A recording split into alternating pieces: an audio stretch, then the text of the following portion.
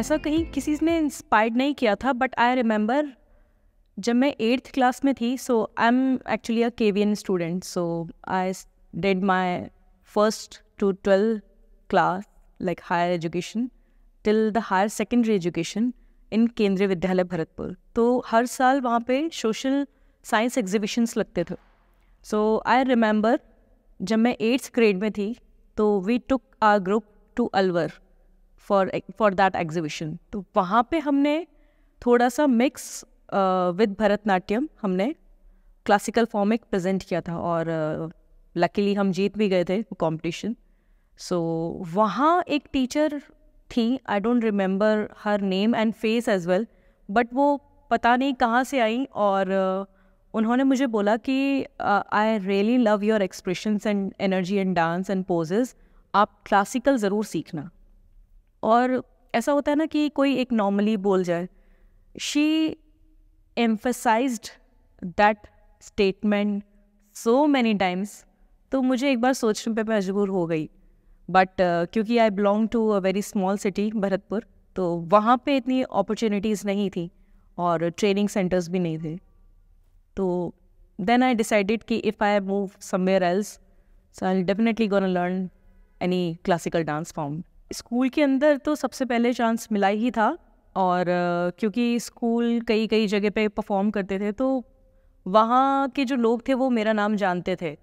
मतलब कई outside competitions में भी स्कूल भेजता था, प्लस एक लोहागढ़ कला सांस्कृतिक मंच एक सोसाइटी थी, वो भी आर्टिस्टों को परफॉर्म करती थी। तो किसी ने मेरा रिकमेंड उनको दे दिया, तो वो भी मुझे बाहर लेके जाते थे। तो school as well as out of school तो मुझे अपॉर्चुनिटीज़ मिलती रहती थी कि मैं परफॉर्म कर पाऊँ, बट ट्रेनिंग उतनी नहीं हो पाई थी। तो वही जब टीवी देखकर खुश हो गए बच्चे, हाँ ऐसा हो रहा है, तो कॉपी करने की कोशिश, तो वहीं से सीखा था। मैं काइस्त फैमिली से बिलोंग करती हूँ, तो हमारे यहाँ गाने और बजाने को बहुत महत्व तो दिया ही जाता है, पर प्रोफेशन नहीं हम लोग चूज़ करते उसको। सो हमारे यहाँ पढ़ाई को बहुत ज़्यादा महत्व दिया जाता है। सो अगर if you are a girl और अ बॉय, इट्स लाइक अगर आप कोई आर्ट फॉर्म चुनते हो, तो you choose it as a hobby, you learn it and then focus on your profession like academics only. तो आपको एकेडमिक्स में ही आपको अपना प्रोफेशन चुनना है। सो बाय डिफ़ॉल्ट मैंने इंजीनियरिंग करी, तो उस बहाने मैं जयपुर आई, और जैसे ही मैं जयपुर आई तो मेरा पहले से माइंडसेट था कि if I go somewhere else I will learn any classical dance. तो जैसे जयपुर आई, I search for the best academies where I can join, and then I started my learning Kathak. मैंने कथक श्रीमती श्वेता गर्ग मैम से सीखा है, और उन्हीं के अंडर मैंने अपने 10-12 साल उनको दिए, और बहुत ही सुनहरा अवसर था ये मेरे लिए, और it was a golden opportunity and a golden era और golden years I spend with her. Learning, मज़ा, मस्ती, सब कुछ उनके अंडर में मुझे मिला। So I am really blessed to have her as my गुरु।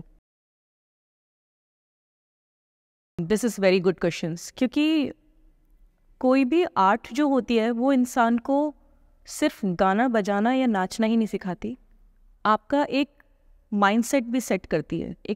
एक थॉट प्रोसेस जो होता है उसको भी एक आधार देती है, एक बेस मिलता है। सो मैं बहुत ही मतलब एनर्जेटिक लड़की थी शुरुआत से ही। मतलब ये करना है, मैं कभी खाली नहीं बैठी, तो ये करना है, वो करना है फटाफट। So I use to be very active at that, like in my life. मैं कभी बैठी नहीं। तो एक चीज़ होती है ना, पेशेंस, ठहराव, वो बहुत ज़रूरी होता है। वो जो पेशेंस था वो मैंने कथक के साथ ही सीखा। वो एक्चुअल जो ठहराव लाना है, एनर्जी है, एनर्जी के साथ साथ जो ठहराव की ज़रूरत होती है डांस में भी और डे टू डे लाइफ में भी, वो मुझे वहाँ से मिला।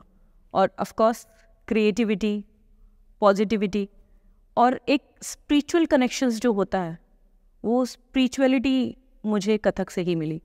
और साथ साथ ऑफ कोर्स मॉरल वैल्यूज़ हैं, कॉन्सेंट्रेशंस हैं, फोकस है, ये सब इंक्रीज़ करने में, एनहेंस करने में मुझे कथक ने बहुत हेल्प किया.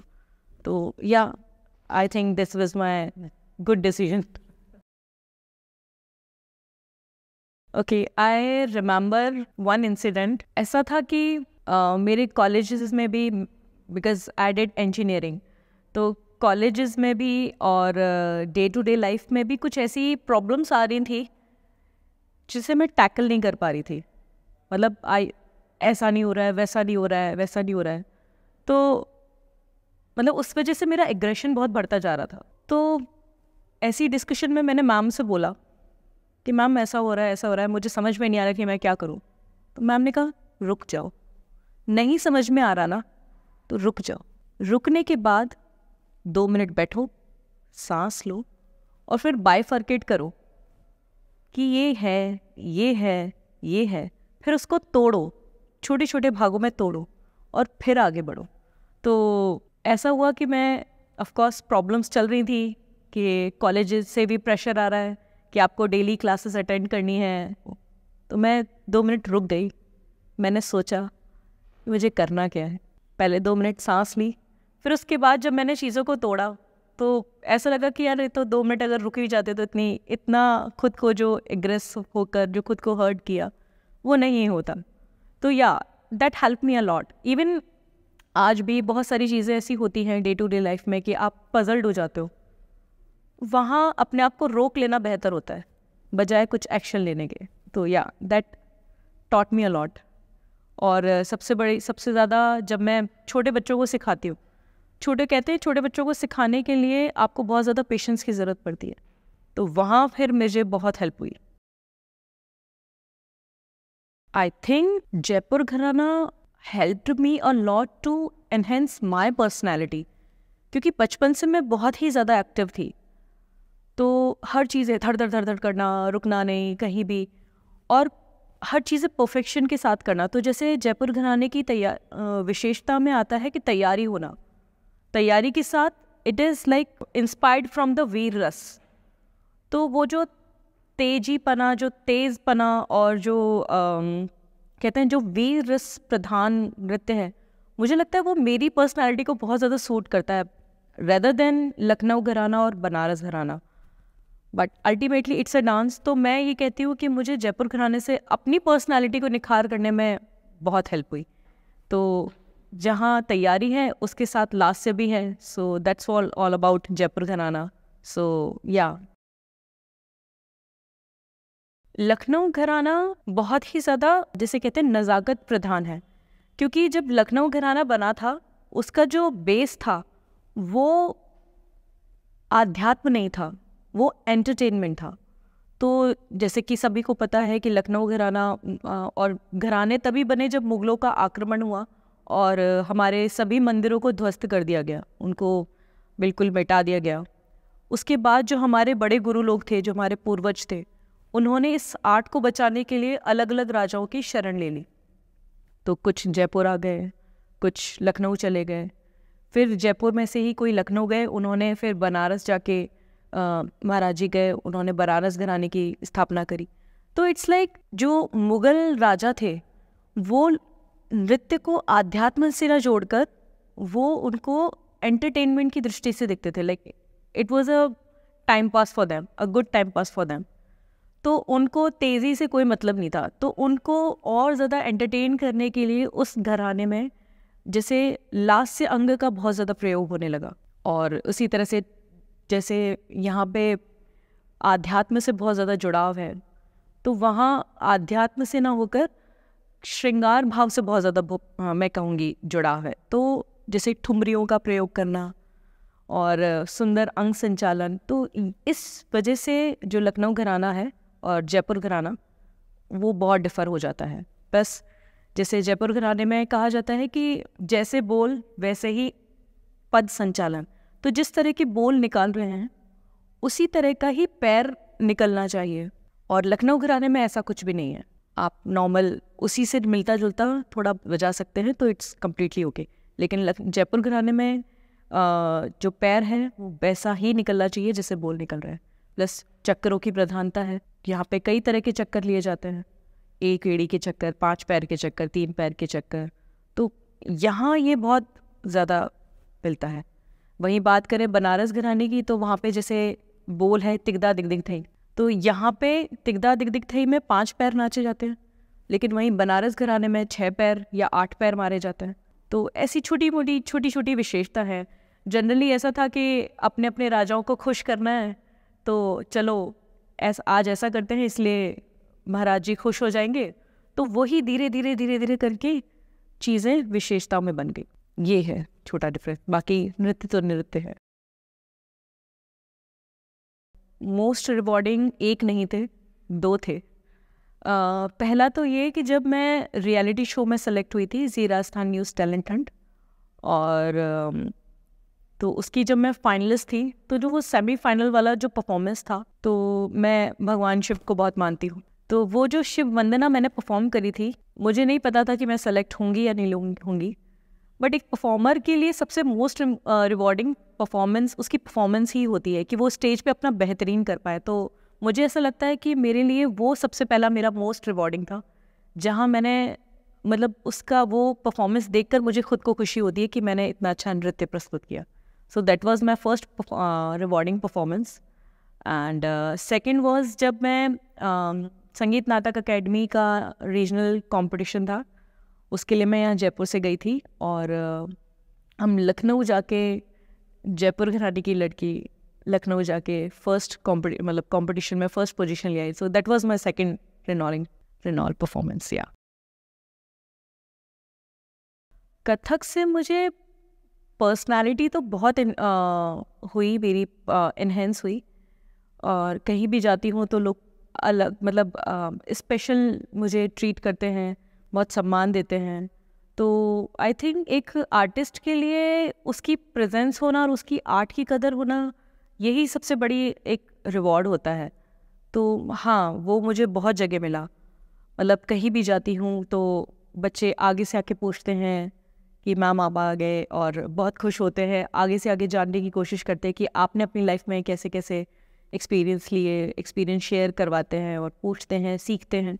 सो I think that is my most rewarding.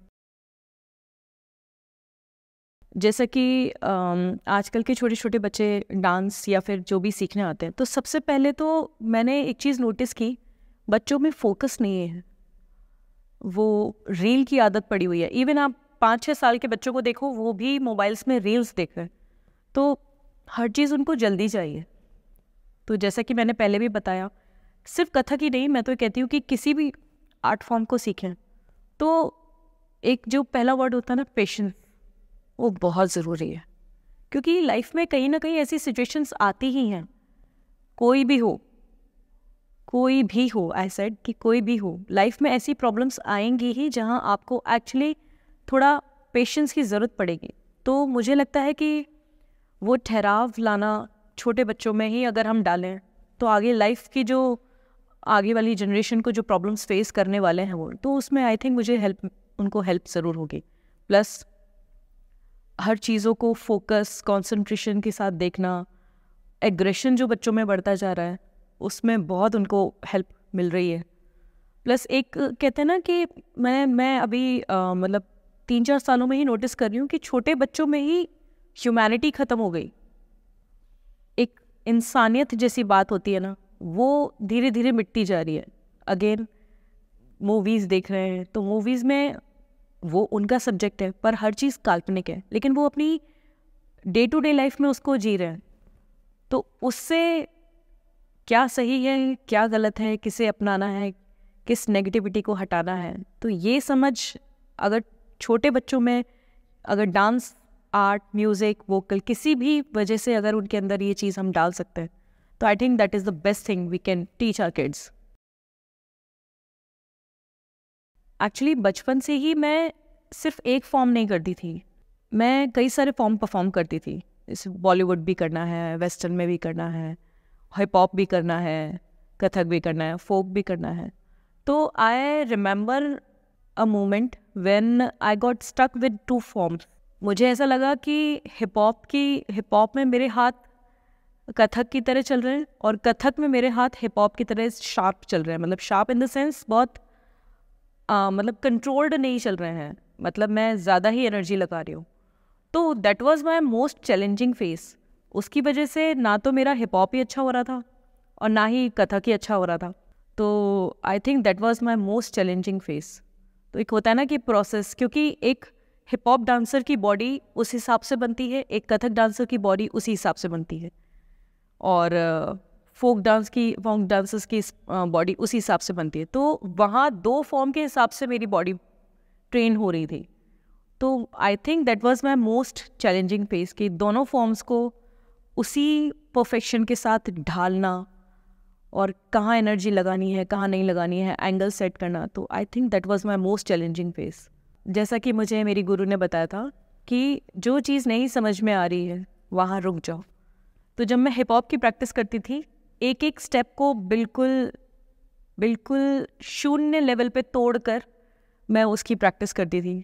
तो धीरे धीरे वो भी चीज़ें सॉर्ट आउट हो गई, और सेम कथक में मैं एक ही स्टेप को और ज़्यादा तोड़कर और ज़्यादा डायमेंशंस पे ध्यान देकर प्रैक्टिस करती थी, तो वो भी सॉर्ट आउट हो गई। और मेरे हस्बैंड ने मुझे उस टाइम पर एक बात बोली थी कि आप बस प्रैक्टिस करे जाओ, कहते ना रियाज ही आधार है, तो आप बस रियाज करे जाओ, धीरे धीरे आप अपने आप ही कब कर जाओगे आपको पता नहीं चलेगा। सो तो मैंने उस टाइम पे सोचना बंद कर दिया कि मुझसे ये नहीं हो रहा है या मुझसे वो नहीं हो रहा है, मुझसे ये स्टेप प्रॉपर नहीं आ रहा, मुझसे वो फील प्रॉपर नहीं आ रहा। मैं बस बिना सोचे समझे बस प्रैक्टिस करती गई, अपने स्टेप्स पे, एंगल्स पे, डायमेंशंस पे ध्यान देती गई, और वो इवेंचुअली हो गया। मतलब मुझे खुद को एक्चुअली पता नहीं चला कि वो कब प्रॉपरली निखर कर आ गया। और मतलब ये मुझे खुद मेरी गुरु ने बोला कि हाँ ये अब सही हो रहा है, तुम्हारा अच्छा हो रहा है। और मेरे साथ जो लड़कियां सीखती थी वो भी बोलती थी कि हाँ नहीं अब ये बहुत अच्छा आ रहा है आपका। तो लाइफ भी ऐसी है, आप पेशेंस के साथ प्रैक्टिस चलते जाओ, हो जाएगा।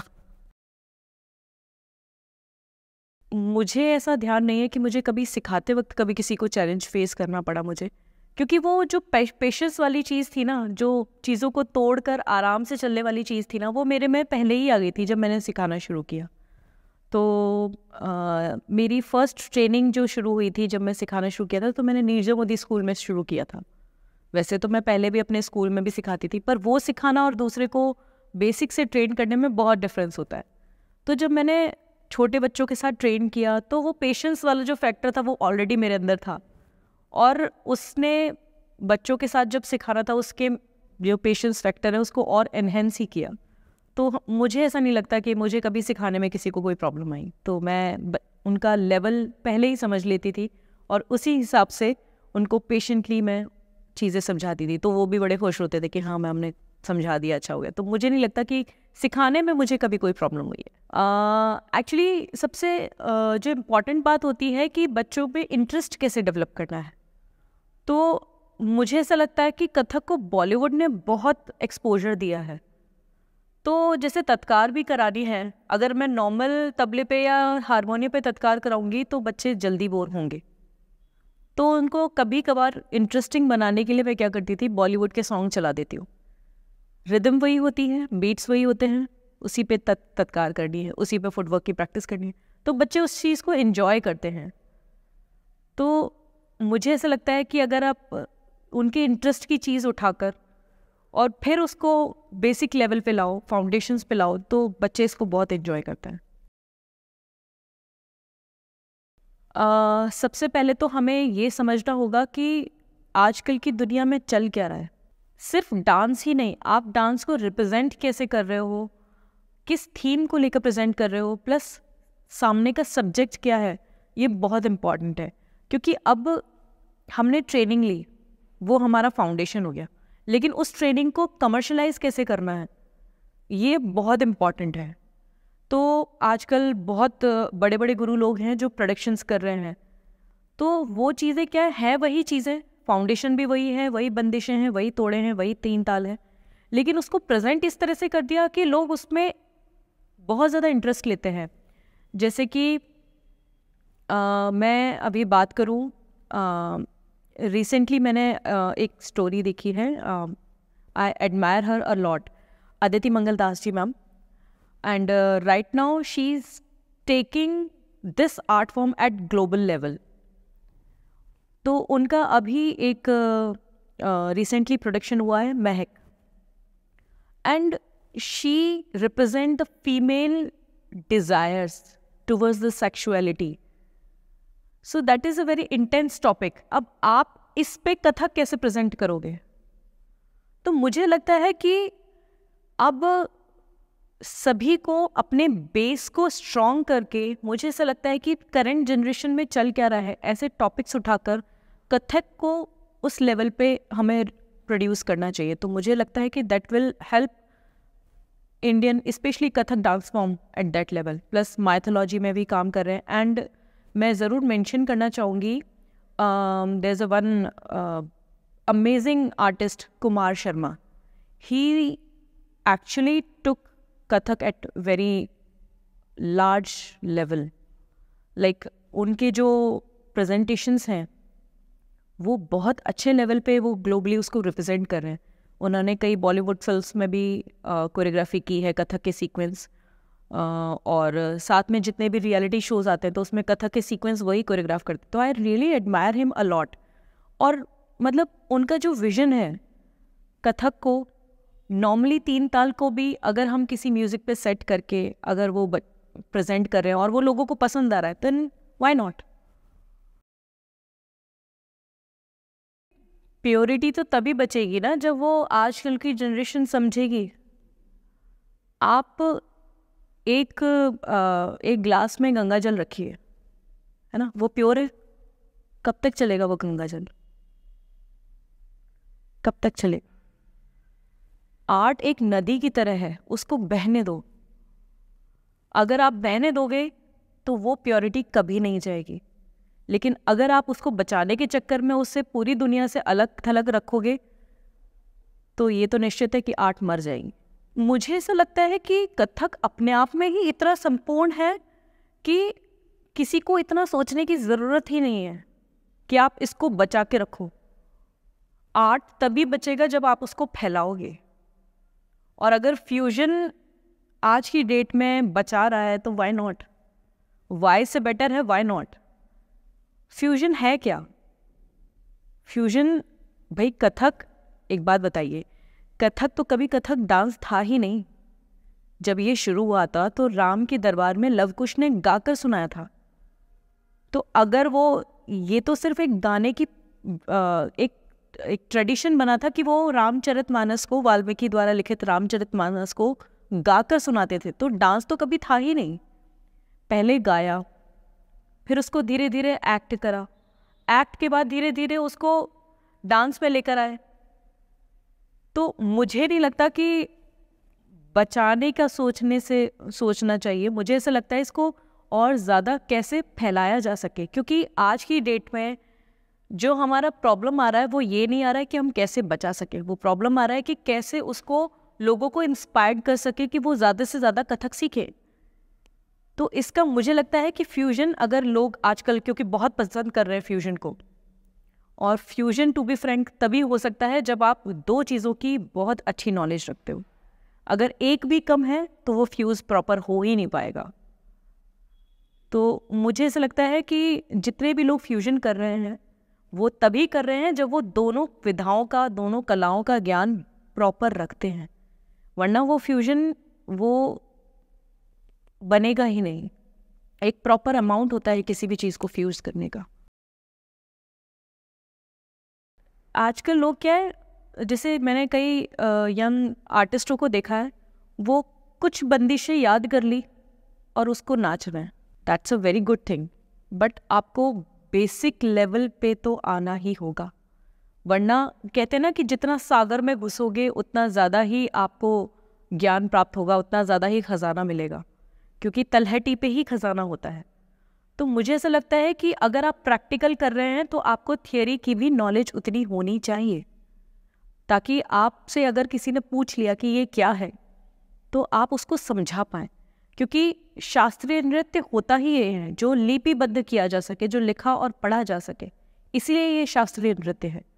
तो मुझे ऐसा लगता है कि सिर्फ बंदिशें रटने या परफॉर्म या तेज़ी में परफॉर्म करने से बेहतर उनको समझना, उनको जानना, प्लस उसमें क्लैरिटी लाना, ये बहुत ज़रूरी है. और ये सिर्फ और सिर्फ रियाज से ही आ सकता है।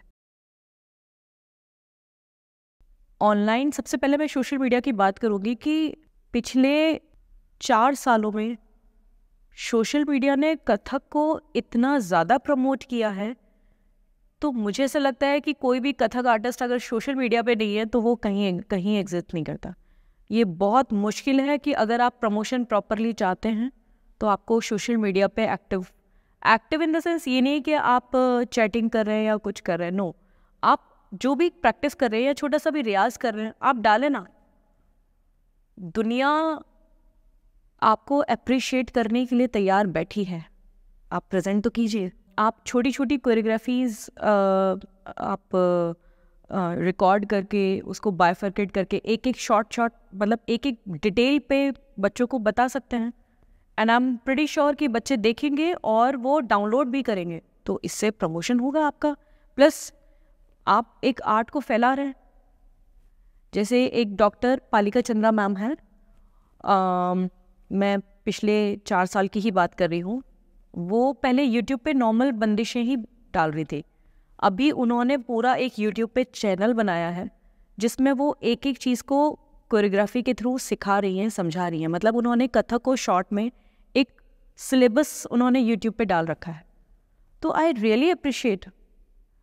हाँ, ये पूरा नहीं कह सकते कि सिर्फ वीडियो के बेस पे आप प्रॉपर हर कुछ ही चीज़ें सीख जाओगे, जिससे सब कुछ ही सीख जाओगे, बट आपको आइडिया तो लगेगा। आई रिमेम्बर अभी पंडित बिरजू महाराज जी ने, पद्म विभूषण पंडित बिरजू महाराज जी ने अभी मतलब जब वो थे हमारे साथ हमारे बीच, तो उन्होंने एक शो किया था रोमियो एंड जूलियट। तो ऐसा हो नहीं सकता, एक्चुअली ऐसा हो रहा है कि वो शेक्सपियर के कुछ या किसी भी फेमस लिटरेचर के उनके टॉपिक्स को उठाकर वो परफॉर्म करा हुआ है। तो जैसा कि मैंने बताया, अगर आप सिंपल बेसिक फाउंडेशंस पे ही रह जाओगे तो ये चीज़ें बचाने के, बेसिकली कथक को बचाने के चक्कर में अगर रह जाओगे तो आप उसको एक तरह से डेड कर दोगे। कहते हैं प्रिजर्व के लिए उसको शेयर करना ज़रूरी है। आज की दुनिया में हम जो भी प्रिजर्व करके रख रहे हैं उसको हम शोकेस में प्रिजर्व करके रख रहे हैं ताकि लोग उसको देखें भी और उसको अप्रिशिएट भी करें। ख्याल रखना है कि हमारी परंपरा ना टूटे, लेकिन इतना भी ख्याल करना है कि परंपरा के चक्कर में वो आर्ट ना मर जाए। तो मुझे ऐसा लगता है कि हमें उस चीज़ पे ज़्यादा ध्यान देना चाहिए, और बिल्कुल ये ऐसा हुआ भी है और आगे भी मुझे ऐसा लगता है कि it is all about creativity. आप जिस लेवल पे सोच सकते हो उस लेवल पे आपको जाना चाहिए। तो मुझे ऐसा लगता है कि क्योंकि कथक अपने आप में बहुत ओपन है, कथक में ऐसी कोई बैरियर्स नहीं है इतने ख़ास जैसे कि भरतनाट्यम में है। तो वो उन्होंने उनके अलग रीजंस थे कि क्यों उन्होंने बैरियर्स बनाए, बट कथक मुझे ऐसा लगता है कि इसमें कोई बैरियर ही नहीं है। तो जब बैरियर ही नहीं है तो जाने दीजिए, खुलने दीजिए सब में। ऐसा नहीं है, गवर्नमेंट कर भी रही है। जैसे जितने भी गवर्नमेंट स्कूल्स हैं तो एक ऑफिशियल सोसाइटी है स्पिक मैके, वो यंग आर्टिस्ट जितने भी हैं प्लस गुरु लोगों की हैं, उन लोगों की वर्कशॉप्स लगा के उन बच्चों को बहुत ज़्यादा प्रमोट कर रहे हैं, और गवर्नमेंट्स कई सारी स्कॉलरशिप्स भी निकाल रही हैं। पर मुझे ऐसा लगता है कि जैसे स्कूल में जैसे कि मैंने भी फील किया, स्कूल में डांस को कंपलसरी तो कर दिया, लेकिन कथक अपने आप में एक सब्जेक्ट है। तो अगर सारे स्कूल मिलकर इस सब्जेक्ट को सीबीएसई के थ्रू अगर इसको अप्रूव्ड करा लें तो मुझे ऐसा लगता है कि बहुत हेल्प होगी। क्योंकि अगर जयपुर में भी सिर्फ कुछ ही स्कूल हैं जिनमें Kathak as a subject approved है सीबीएसई में, तो वो एग्ज़ाम्स के लिए, तो जैसे 11th-12th के बच्चे भी हैं तो वो कथक प्रॉपरली सीखते हैं। तो मुझे ऐसा लगता है कि अगर स्कूल्स में भी अगर इस टॉपिक को अप्रूव्ड करा दिया जाए, जैसे कि हिंदी है, संस्कृत है, फिजिकल एजुकेशन है, ऐसी ऑप्शनल सब्जेक्ट में भी अगर कथक हो सकता है, ज़्यादा से ज़्यादा स्कूल अगर ये करते हैं, तो मुझे ऐसा लगता है कि ये बहुत हेल्पफुल होगा बच्चों के लिए भी एज वेल एज टीचर्स के लिए भी। जैसे कि फ्यूजन की ही बात करें तो बहुत लोग मतलब कई बड़े गुरु लोग भी बोलते हैं कि नहीं, फ्यूजन नहीं करना चाहिए और ये परंपरा तोड़ती है। तो मैं उसको थोड़ा सा नहीं इतना मानती हूँ कि फ्यूजन, सबसे पहले तो जैसे कि आप फ्यूजन से समझ क्या रहे हैं। फ्यूजन में ऐसा तो नहीं है कि आप वेस्टर्न डांस को डाल रहे हैं, प्लस अगर डाल भी देंगे पर उसको मोल्ड करने का फ़र्क पड़ता है ना। जैसे कई आर्टिस्ट कंटेम्प्रेरी को कथक में यूज़ करते हैं, कर भी रहे हैं, तो मुझे नहीं लगता कि वो गलत है। तो हमें क्यों से बेहतर क्यों नहीं पे ज़्यादा फोकस करना चाहिए। प्लस कई लोग बॉलीवुड को भी गलत बताते हैं, तो मुझे ऐसा लगता है कि गलत बताने से बेहतर हमें उसका एक स्तर सेट करना चाहिए कि वो किस लेवल पे हो रहा है, किस स्तर पे हो रहा है। क्योंकि कई ऐसी कोरियोग्राफीज है जो बॉलीवुड की बहुत ज़्यादा मानी जाती हैं। जैसे बात करें बनारस घराने के बहुत बड़े ज्ञानकार और गुरुजन हैं गोपी कृष्ण जी, जिन्होंने एक दशक में शायद जितने भी कोरियोग्राफी हुई है क्लासिकल की, वो उन्होंने की है। तो मुझे ऐसा लगता है अगर वो इनिशिएटिव नहीं लेते तो क्या बॉलीवुड में कथक इतना जाना जाता। आपने नोटिस किया होगा कि जितना कथक नाचा जाता है उतना भरतनाट्यम नहीं नाचा जाता। तो मुझे ऐसा लगता है कि हमें क्यों से ना जाकर क्यों नहीं से, और फिर उसके बाद उसको एक्सेप्टेंस करने के लिए मुझे लगता है कि हम सभी को प्रयास करना चाहिए। तो अगर हम ये सारे गुरु लोग और जितने भी यंग आर्टिस्ट आ रहे हैं इसको एक्सेप्ट करके, अगर अपने एक्सेप्ट भी करना है प्लस फाउंडेशन पे भी ध्यान देना है, अगर इन दोनों का फ्यूजन करते हैं तो मुझे ऐसा लगता है कि आने वाले 5 सालों में हमारे कथक का स्तर बहुत ही ऊपर होगा, इंडिया में ही नहीं ग्लोबली भी, और जो कि धीरे धीरे अपनी शुरुआत में है ही। नमस्कार, मेरा नाम है प्रेरणा कुलश्रेष्ठ। मैं कथक नृत्यांगना हूँ। मैं पिछले 10 साल से कथक को सीखा हुआ है और अभी परफॉर्मर के तौर पे इस फील्ड पे आई हूँ। इसके साथ साथ मैं अपने एक्सपीरियंस जो लाइफ के हैं वो मैं शेयर कर रही हूँ, और साथ ही मैं अपने स्टूडेंट्स को और साथ में जो भी यंग आर्टिस्ट है उनके साथ शेयर कर रही हूँ। तो ये पॉडकास्ट सिटी स्कोप के यूट्यूब और स्पॉटिफाई चैनल पे अवेलेबल है। Thank you so much.